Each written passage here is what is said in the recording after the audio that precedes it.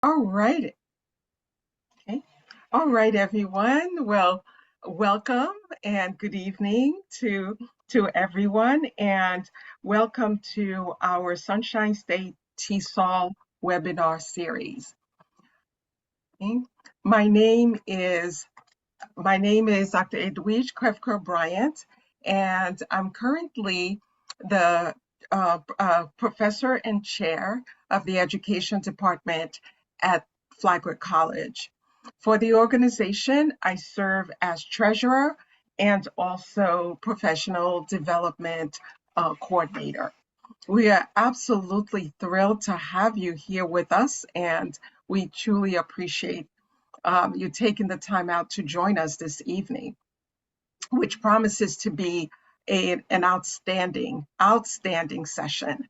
And I'm sure everyone will agree with me. Okay, before I turn it over to our webinar presenters, I just would like to share a bit with you about Sunshine State TESOL organization. So this is, first of all, I'm sharing with you our website that because I will not be sharing everything on the website, but we do welcome you to peruse it on your own. And there you will find a lot of useful information about who we are. But I thought I would start off with this just to give you a picture of what exists on the website and also a little bit about us. So if once you go, you will see that we are a non-for-profit association of professionals. We're dedicated to advancing the quality of English language teaching and learning through professional development, which is what we're currently doing. And we have one scheduled just about every month. Sometimes we have two scheduled. We are very committed to sharing our expertise with our colleagues around the state. We also focus on research and standards and advocacy. So again, I will welcome you to peruse our website and get additional information. We also have an upcoming conference, which I will share with you very quickly. And this will occur on the 20th of October. It is going to be a virtual conference from the 20th of October of this year, and that starts at 7 p.m.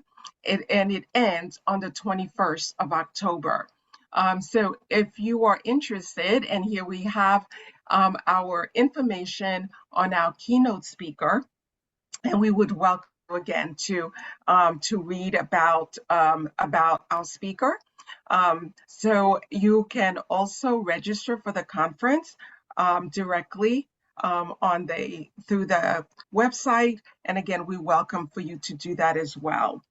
Uh, last, lastly, again, because we have all of this that you can read on your own, and we have our presenters waiting and anxiously waiting to present and share so much with you, that I will not go completely over all of this, but you should, but you can, and you can peruse it at sunshinestatetsol.wildapricot.org. But as soon as you begin entering Sunshine State TESOL, it will bring up our website.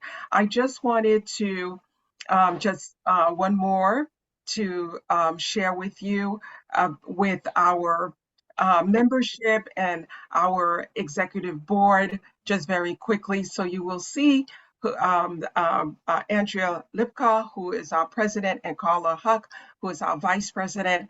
And then you will see all of the members of the executive board listed here. So you are welcome to find out a little bit more about the members of the board. And there are also, for some, we have the email addresses in case you have a question and you would like to notify us. You're perfectly free to do that as well by sending us an email. Lastly, well, actually, two very quick points. We do have a book coming up very shortly, and it's entitled Surviving the Pandemic.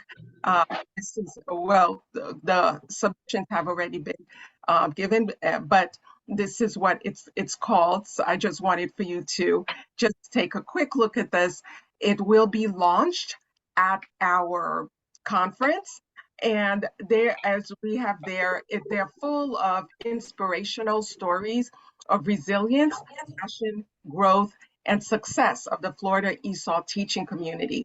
So the stories that are found that are in this book come from all over the world. And students, as well as educators, share their experiences with what they experienced during during COVID. It is absolutely eye-opening. The experiences and especially resilience of our not just our members, just the community, and especially the teachers, what they had to do, real superheroes while going through the pandemic. So I do encourage you. They will be available again. They will be launched at the conference. But I just wanted to give you a little bit of background on that. And without further ado, I am now going to turn um, our attention um, our attention to our speakers for today. So I'm going to stop sharing and just introduce both speakers. So we are very fortunate this evening, very, very fortunate to have with us Dr. Leslie Bahan. And Dr. Bahan has broad experience at the university and secondary levels as an ESL and EFL professional, cross-cultural researcher, administrator, teacher, and professor, program startup and developer, curriculum developer, and professional development trainer. She currently serves as director of English language learning at the University of Richmond in Virginia. Welcome, Dr. Bahan. We also have with us Dr. Josephine Prado, who serves as an assistant professor for EL education at the University of Alabama at Birmingham. Her research interests include intercultural competence in teacher education, especially related to family engagement and ESOL teachers' efforts and advocacy. Josie and Leslie also currently serve as co-chairs of TESOL's Intercultural Communication Intersection. So um, we are indeed so fortunate again to have our two presenters. We welcome them, and I turn it over to them. Thank you so much for being here. Give a warm. You're welcome. Leslie, do you have the slides? Yes. So I will share my screen, and which means that Josie will have to signal to me when she's ready to move forward. Okay. All right. So welcome, everyone. Thank you so much for attending our webinar this evening, certainly when the weather is so a bit tumultuous, just as our society is a bit tumultuous these days. And so with that beautiful introduction, I don't think I need to go any further. Leslie, are you? Yeah, so let's. No, I would just add one thing to what Edwidge said is that this webinar that we are presenting was partially it stems from a webinar that we did at the TESOL convention in March. So we have taken some pieces of that and then extended it. And it was well received there. And we thought that Andrea, your president, was one of the people who presented. And so we served together on intercultural communication interest section for TESOL. So that's how we got here and the impetus of this webinar. Yes. Thank you. Yes, so that is definitely the context for our presentation. The title, as you can see, is that we're going to be talking about storytelling. Specifically, we're going to share 3 different activities that you can use in the classroom. During a time when cultural differences are creating some chaos and some trouble. So I think as TESOL professionals, I think the belief that culture and language is tightly interconnected is pretty widely held. And that belief also influences so many aspects of our language teaching practices as well as our curriculum design. Now, when teachers and learners can acknowledge, appreciate everyone's perspective, their belief systems, lived experiences, traditions, and so forth, all that can really go a long way to building a welcoming classroom, which then can lead to important things like language risks. So as I know you know, we are living in tumultuous times right now.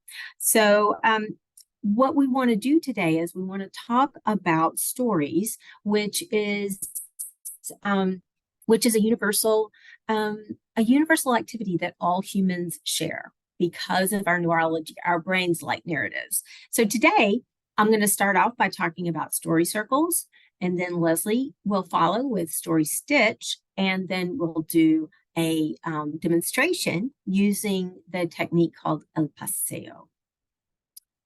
So let's get started. So story circles. What are they? They originated from Darla Deerdorf, who is a renowned intercultural competence scholar. She collaborated with UNESCO to create a manual, which I'll show you later. And these story circles, this activity is intended primarily to resolve conflicts. So it can be used not just in the classroom, but in any professional development setting. It can be used across fields, nursing, policing, anywhere that there might be a conflict. The method engages those intercultural competence skills, such as respect, curiosity, self-awareness, critical reflection, and empathy. All right, so when Deerdorf was developing this, she used three underlying premises, and one of them is that we're all humans. We're all connected through human rights. We can all learn from each other, and with that particular concept in mind, then we come to actually the most important, I think, concept, which is the listening for understanding. And so, listening for understanding is key because it requires that you stay open. That you acknowledge your cultural lens through which you're listening and try to kind of move it aside. And this takes practice, but it is a transformative piece. Now, interestingly, for language learners, listening is also an underrated or perhaps not always focused upon skill. And so listening requires, as I'm sure you know, it requires hearing the main idea, but it also can comprise listening for details. And so if you're working with language learners, then you can incorporate not just this cultural layer of listening for understanding, but you can also think about that linguistic layer. Okay, so what do we need? We need one or more facilitators, just depending on how many people there are. So story circles, like the title implies, it's a group of people. They sit in a circle face to face, 3 to 7. The facilitator should pre-group people in order to maximize that diversity. That's intentional and part of it. The time needed to go through the entire structure is 1.5 hours to 2 hours. It's best for language learners who are at the intermediate level or advanced. I don't think I would recommend this for beginners. You could maybe take a tiny portion of it, but there's so many rich layers. I think it's best for more intermediate to advanced and for older learners. Now, just a quick process here. You have 3 big steps. You have the warm up, which is where you're sitting in a circle and everybody tells a quick story about something relatively superficial. And then depending on the time that the facilitator has planned for, there may be an opportunity to actually integrate an active piece of listening for understanding where listeners at the end of each story give a little summary, but that's not required. And then the second prompt is really going to be the more challenging prompt. It will be it would require vulnerability. It will be more complex, and that is the heart of the activity. And then finally wrapping up, you would have them then a guided group discussion to kind of work through and reflect that. And I think okay, so yeah, it's just a very quick run through of a fairly complex activity. I think one of the challenges would definitely be time. In order to do this activity and hold true to its nature and to really experience, I think, rich results, you would need at least 90 minutes. And if your educational context allows for that, then that's amazing. And I think it would be definitely something to try. I think that, yeah, so, and there are some online recommendations, but I think it would be best and most effective probably in person. So, and that really is my quick summary of Story Circles. Thank you, Josie. So I will now, let's see if I'm getting my picture up here. Can you all see me okay? Because I'm still looking at Josie on my screen. Okay. So these first two exercises that we're going through, Story Circles that Josie just did, and then Story Stitch, which I'm going to go through, these are all of the instructions we have on a Padlet, which we will give you in a minute. So what we're trying to do for these first two is simply to give you an overview. Story Stitch is another one that we have used. I actually was introduced to this by one of my colleagues in ICIS, Intercultural Communication. And again, this is, especially in a culture war, this is a particularly important exercise because it was designed to make connections with immigrants in the country.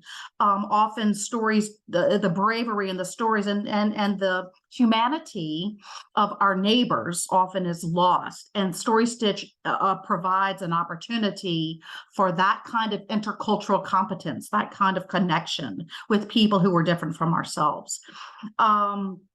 So, of course, learning empathy and having deeper conversations. So really, all of these three that we're discussing have that similar goal of deep listening, empathy, and bridging peoples. Typically, this takes about an hour and a half. I've done this in an hour and 15 minutes, but as Josie said, if you have the time to that you can commit to the full-blown exercise, you should. This calls for 4 to 8 players, but we have colleagues who have used this with 30, 35 people. In my classes, and I have a U.S. culture class, and I have used 20 to 25 students, no problem at all. So I did not notice any kind of problem at all with having more people. Typically, this is something that's done in person, but because of COVID, it was adapted into a virtual version. You do need to buy this virtual version or the cards for the in-person. It's a nominal fee. It's $10, but it's well worth it, I think. So here are the steps to playing.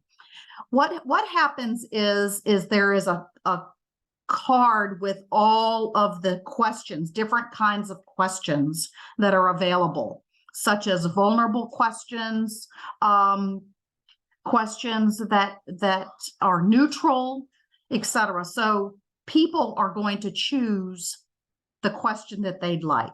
So first, everyone simply introduces themselves. Notice that you have languages that you speak and where you consider home. So that will be bring out some of the capabilities of our immigrant population. Okay, then the questions are shared and the host selects a person, and the first person chooses a question to answer, and they answer the question without interruption. And then when the person has finished, another person from the group has a choice. And it's called Story Stitch because what you're doing is you're connecting a stitch like a quilt. You are connecting your story or your own either a similar story, or asking a question or commenting that would build upon that story. So you are sharing commonalities with people. And so a person would say, I want to stitch. What you see here is a card that people can hold up during the game, and they can say, I want to stitch, and then that person talks. And then people will stitch their commonalities for a while until that is exhausted. And then that person, whoever answered the question, will ask another person to choose a question. Normally, people are supposed to only talk 3 times. That allows everyone to have some equal time. And then you just continue until either everybody's 3 times are up or your time is up, either one. And of course, you're supposed to debrief as well. But what I've learned is that it really is a fantastic cohesion. People hear stories that they never imagined for their friends in the class or the community group. It can get emotional because sometimes if they choose a story that is maybe vulnerable, so people can choose what to share. But for the most part, the stories are supposed to stay in the room, so it's supposed to be confidential. And the participants have found a very forthcoming and has been a very positive response. So this I have used in person and virtually and had good results on both. So that's called Story Stitch, and we'll give you the link for that as well. Now, the one that we would like to try with you is called El Paseo. And this one is also was created using the idea in Mexico and Southwest United States as people in a party passing from getting acquainted very quickly, where you pass by and you have some contact, and then you make a connection and go on. This one also was about an hour and a half, but I've done this one in an hour. It's not ideal, but I'm definitely limited to how much time I have in class with them. So the goals are to examine identity. I particularly like this one in my classes because in my culture class, I start with learning about self before we can learn about others. And this gives everyone an opportunity to think about what creates who they are. What are their identity points? So it strengthens reflection as well. So all of these intercultural competence and learning the background of other people bridges the gap. So definitely builds empathy. So what I would like for us to do is you're going to need paper and pencil for this. You will have all these lessons learned in just a minute. And what I would like for you to do is draw this diagram. You will need to use this diagram in just a minute. So I have a piece of paper here that I'm going to draw this. And in the middle circle, you write your name. And then in the other 5 circles, you will write 5 descriptors, a 1 descriptor per circle. So think about something, some element of your identity, and put that identity in the other circles. So it could be a gender, it could be nationality, it could be a belief, it could be a community-based or family-based. Of course, what you decide is your choice.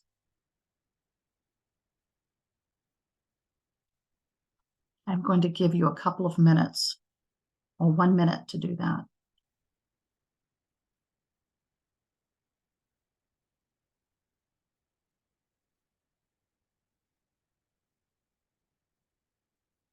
Okay, so the next step is if you're in person, then you're going to probably do inner outer circle, or you might do the reel, but you're getting into duos that will then change after a few rounds.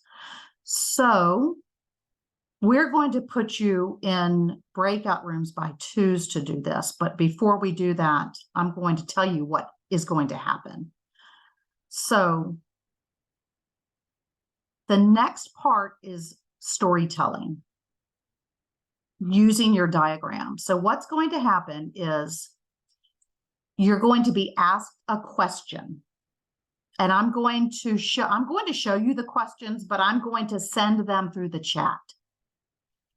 And then for 1 minute, you should be silent and reflect on the questions. So you don't talk to your partner. Just be silent. After 1 minute, the first partner will talk. And the first partner will respond to the question.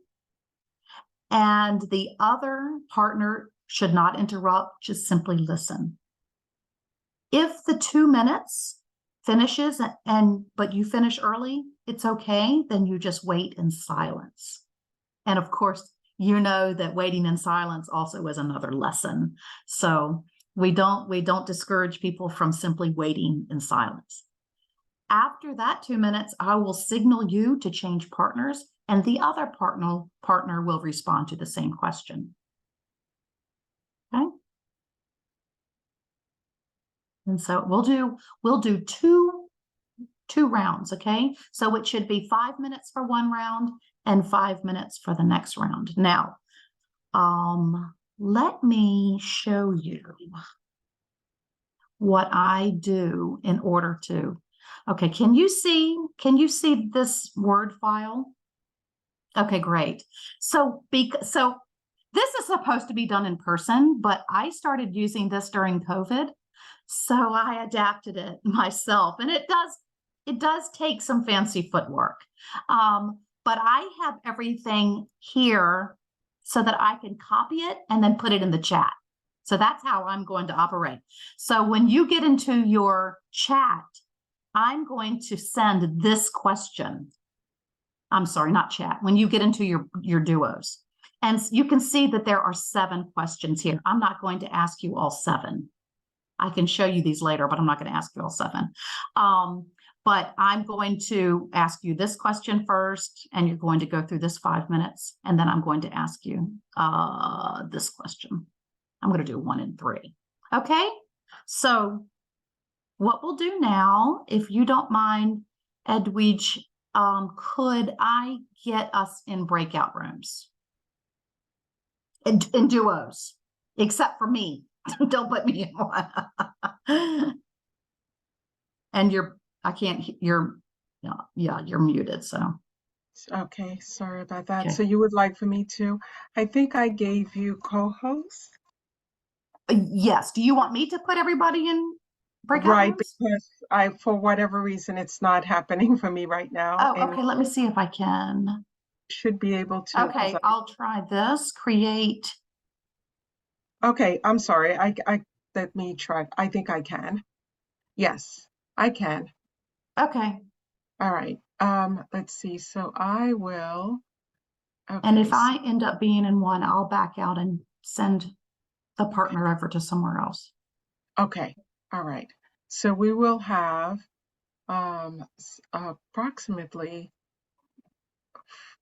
6 breakout rooms. Okay. So, Probably 5. so I will include co-host. So I Yeah, took 5. Yeah. Okay. So we'll have 5, and 5 breakout rooms. You want 2 in each. Mm-hmm. So it should be, if you just choose 5, it should break down every one into 2s. Right, that is correct. All right, so here we go. All right.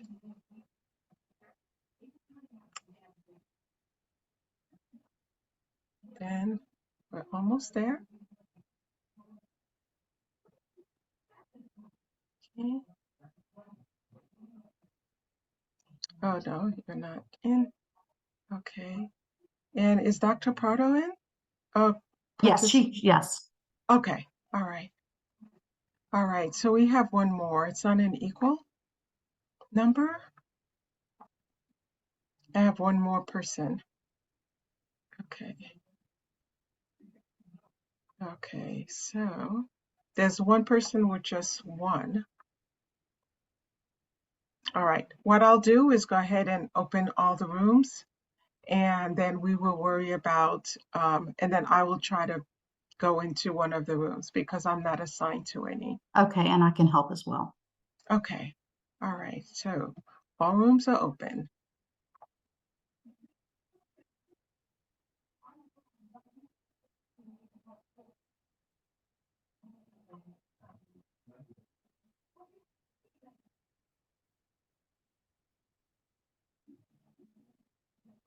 Okay. Are you going to go into room 5, Edwidge? I am. Okay. Yes. Okay. I'm going to join.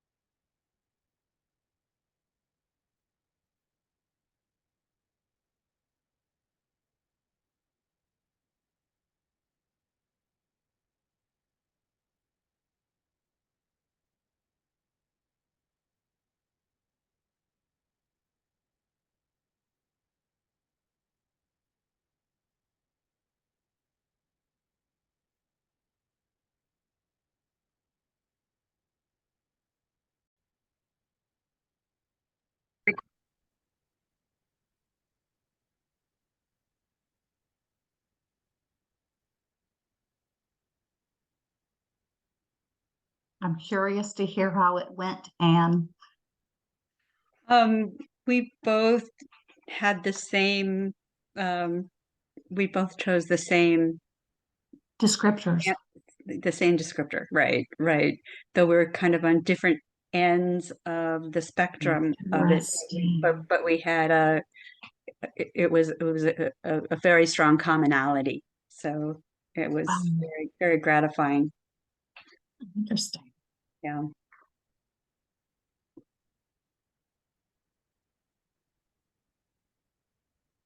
I'm going to share my screen here for just a second. Can I ask a question? Yes. Yeah, let me share my screen and then we're going to get down to the questions. Okay. Yes. My initial thought when you said to use descriptors for yourself was to describe my personality. That's okay. Yeah, and then I realized, well, maybe, you know, more things like groups that you belong to or associations. So let's see, what was it ask? You just said descriptors. Let's look here. It says, write descriptors that capture some element of your identity. Your identity. I mean, Yeah. if you said happy, that is a identity. This Right. is something that you believe about yourself. Mhm. I'm not so sure that there's anything right or wrong about the descriptors that you choose. Yeah, just wondering how to define it when using it with students and with, you know, lower level students. Getting conceptual might be more difficult. People might just Yes, I agree with you. I would say intermediate to and up. yeah. I don't think you can use this because this is so conversation based and unstructured that I don't think that using it with very low students, even high beginner, might not be able to do that. Yeah, I could see that as well. Yeah. Yeah, because these are storytelling tools. Yeah. And so they do need to have some kind of ability to converse. Yeah. Yeah. So any other feedback? How did that go? Oh, for us,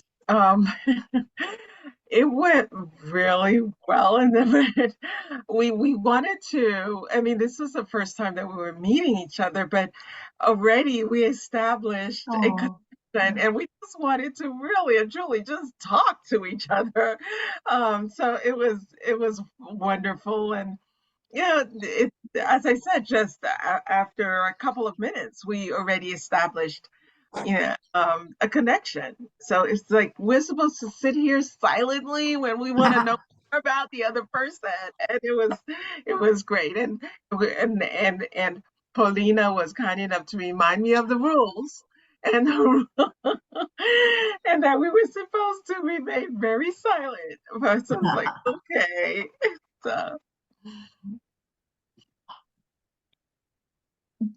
Because I've adapted that for online, it's not supposed to be online. So did that work out okay? Did you get the messages? I kept sending them 2 times because I wasn't sure they were going through. So I sent them 2 times. Yes, we did. Okay. We received the questions. Okay, good. I think we were so caught up in the first conversation or the first stories that we missed the second one. And I think we did kind of break the rules because it is very difficult to not respond when you find that you have something in common. Yes. Right. That's true. I'll say that for our group as well. So Georgina and I, we were we got very caught up in our first stories, and we didn't follow the rules. So, but we made a lovely connection, and you know, we want to pursue that further. So it's a kind of a magical tool. Yeah, it's a great tool. I will, in the interest of time, I will go ahead and show you the other prompts, and then I would like to open this up. We can discuss this tool more, or we would like to hear as well some of your thoughts. So I will share again this part. So you will see. Let's go down and get down to where we were. So here, this is the way I set up my PowerPoint when I do this in person. So I do one question at a time. So I leave up the instructions like this, and then I have one question at a time. One of the elements worked to your advantage. One element worked to your disadvantage. A time when you notice an inequity and wished you had said something, but you did not. Think about, in our theme, Culture Wars, this also, you can see that this is pointing out privilege. Time when you've noticed an inequity and you did do something about it. Racial ethnic descriptors, why did you use them if you did? This helps people realize, all kinds of people to realize what these kinds of identities mean to people. And then, of course, after you finish, you would debrief, and all of this is available to you on our Padlet. So you can see that you will have what people observed, and then open discussion. How will you move forward using this information? So my feedback has been very positive, just FYI. I'm going to stop sharing, and I'm going to give you the Padlet link. So we would like to ask you all if you have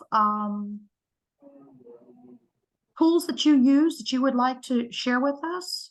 This here is the Padlet link that everyone, you're welcome to go to this. Josie created it. And Josie, do you want me to share the Padlet so you can talk about it for just a second? Sure. Yeah, thanks. Okay. Let's see. So I'll click on that link. And excuse me just a second. And here is. Yeah, while Leslie is transitioning to that, I'll go ahead and start. So Padlet, you know, is a digital tool. Many of you may already know about that. It's such an easy tool. It's quickly becoming my favorite. And this is very simple. And we've got three different categories there, columns. So what Leslie is scrolling down there are our storytelling resources. These were the three activities that we mentioned or used in our demonstration. The first one is that one there. That's an entire book. That's the one that talks about story circles and written by Darla Deerdorf in collaboration with UNESCO. The second is an article also about story circles that builds off of Deerdorf's book. And the third one, that one actually is very friendly. It's very practitioner friendly. There's a little it's a very brief overview of Story Stitch. I think it is important in order to get the educational materials to purchase them, because you're supporting an important nonprofit. And so that information does provide, and it is very affordable. It's like $10, $15. And then we've got, then we've got the Paseo down there. These expanded resources were just additional things that I had. So, and our PowerPoint is in the first column. So yeah. So you all have that link, and you can have all of those resources and go back and read the instructions. And again, remember, Green Card Voices, the one that I talked about, Story Stitch, that one you do have to purchase, as Josie said. It's $10, but It supports their causes. It does. So how much time do we have, Edwidge, and may we open up to hear what other people are doing in their Sure, work? we have about 3 minutes because just Sorry. of minutes just to thank everyone and so forth. So we have about 3 to 4 minutes.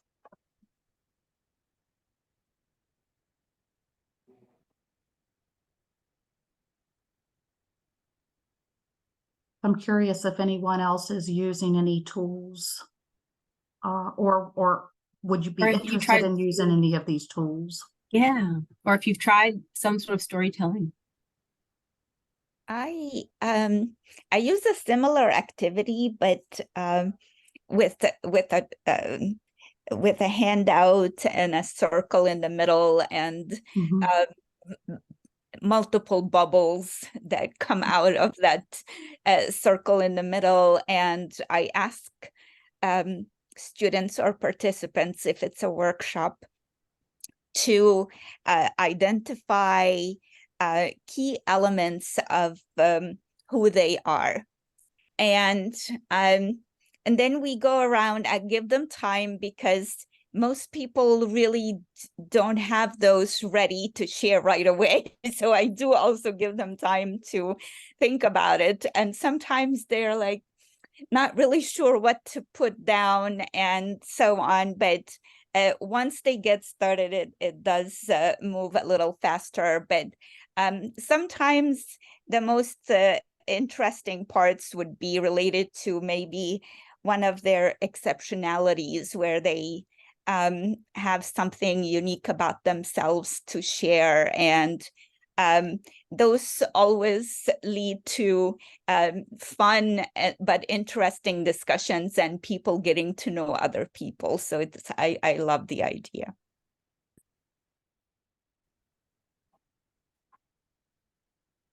Thank you. Absolutely.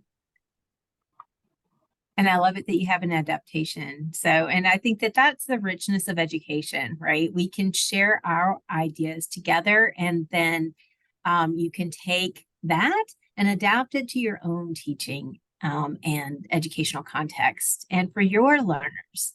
I thought just to go back real quickly, I think it was maybe Anne that was talking about the different like the categories and the descriptors. And one thing I really appreciate was the openness of the categories, because I do a different activity that really focuses more on sociocultural, well, not sociocultural, but they're socially constructed categories. Whereas to have it be more open allows for so much more freedom of self-expression, right? When they're socially constructed, then we're limited to those social categories that have been that others perceive us as, right? And so you know, I like the openness of it. Now, I do think I agree. I think that you'd need older learners for that. But I think that you could, if you had younger learners, you can tailor it, right? You can rein it in and maybe do certain kinds of descriptors. So I think it's definitely, and even, if they were not as fluent, that might be a culminating activity that you build up to, right? You might practice that storytelling, that narrative structure, and then the El Paseo, the one that we did, could be, that culminating event where you kind of scaffolded their way to a story, being able to talk a paragraph, and then and do it. So, anyway, just an idea.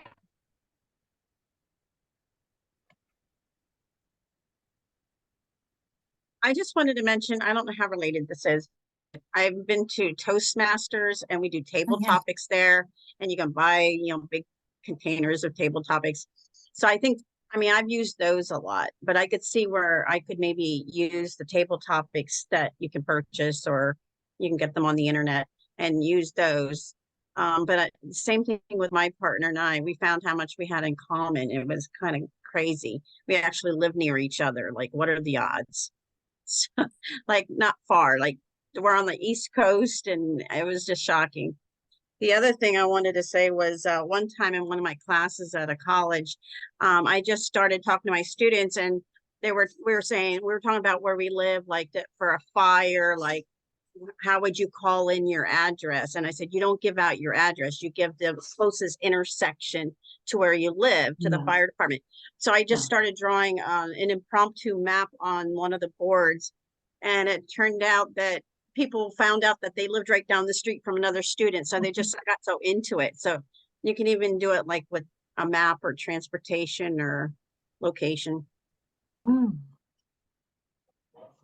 And just one final thought there. I think that, I spend a lot of time thinking about diversity, but one of the beautiful things I think about diversity is the flip side, which is the commonalities. And in truth, we really, as humans, have so much more in common than we do differences. And so always to kind of bring it around, and again, the storytelling element, it is universal. Our brains are wired to tell stories. We tell ourselves stories every day, right? So anyway.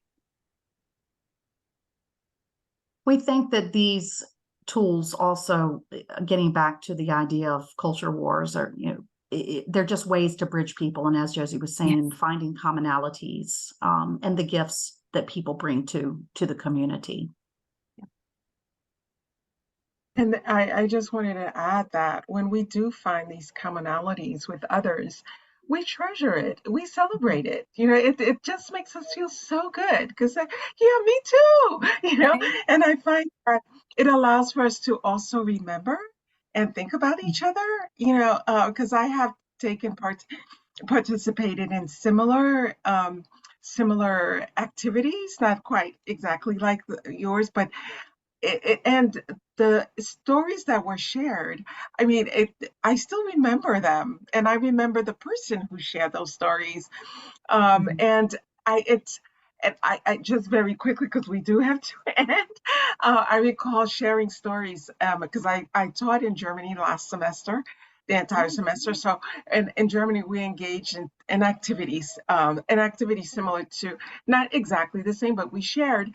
And one person talked about how lighthouses were so important to her. And of course, in St. Augustine, we have this huge, beautiful lighthouse.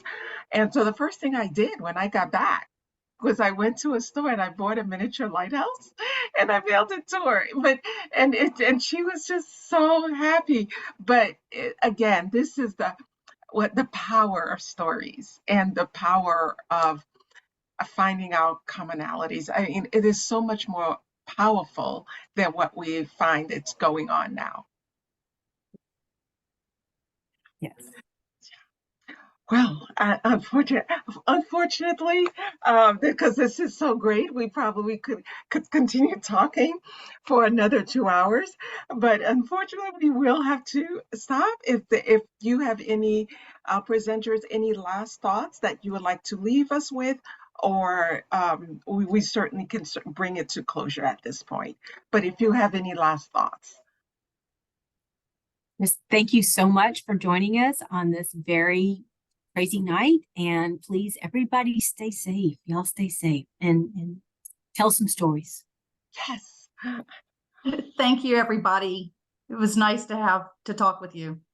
And thank you again, everyone, for being here. If any of you are interested in presenting, I sent my email address to the chat, so please feel free to contact me. Again, thank you so much to our presenters for a wonderful, wonderful presentation. On behalf of Sunshine State TESOL, we thank you.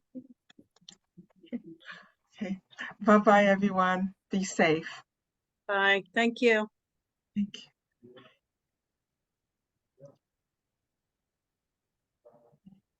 You can stop recording.